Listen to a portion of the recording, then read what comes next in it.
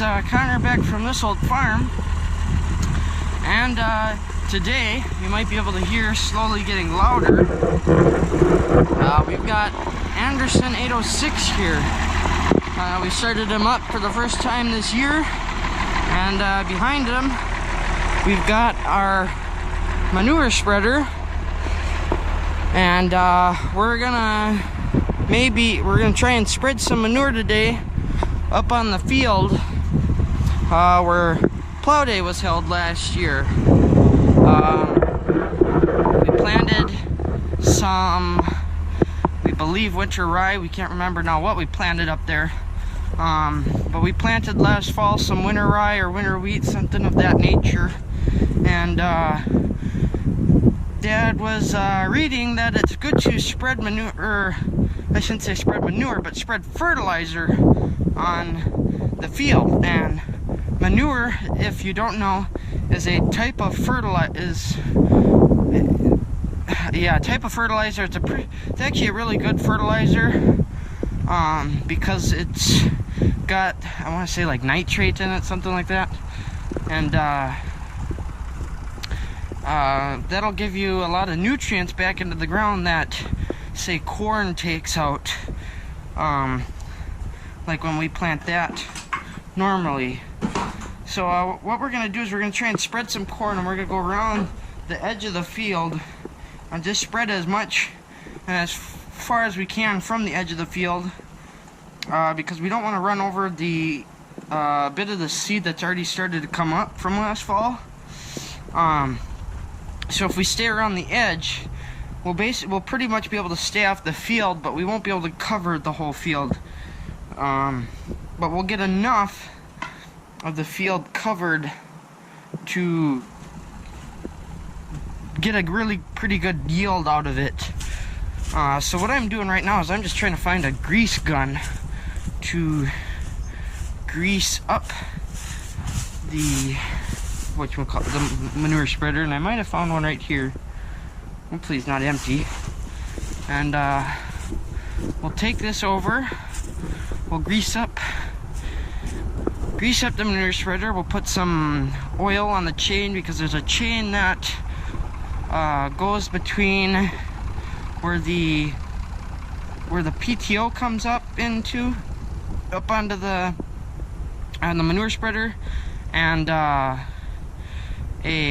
then the chain goes up to where the reel is inside the spreader that flings out the manure. And if the reason they have the chain on there is because if you took the PTO straight from the tractor and went up to where the reel placement is, it'd be a really steep, like a really steep angle for the PTO shaft to be on it. It'd be really hard on the bearings and the U-joints and stuff.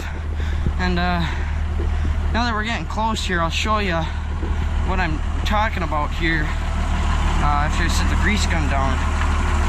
So the PTO shaft comes from the tractor here, and it goes back, and then there's this chain. And the reason there's this chain here is because that's where the positioning of the reel is. So the reel is right there and goes straight back. And so they've got to have this chain here, because otherwise, if you were to just go straight to the PTO, the thing would be going at a huge angle, and it'd be way too hard on like the bearings and U-joints and stuff here. So they just put the chain there. It's kind of floppy doppy, but that don't hurt nothing. But yeah, now what we're just gonna do is we're gonna grease up these U-joints. There's a grease fitting in there somewhere. There's another one right there, and there's probably some in there somewhere, and there's another one at the back of the spreader, I think there should be. There's that one, but that one doesn't do anything. But there's this one here where the reel comes up at. You can just about see them there. There's the reel there. So that's the bearing that the reel rides on. And yeah, we'll get her greased up. We'll put some oil on the chain so the chain's not dry, and then we should be ready to take off here. Third time's the charm, hopefully.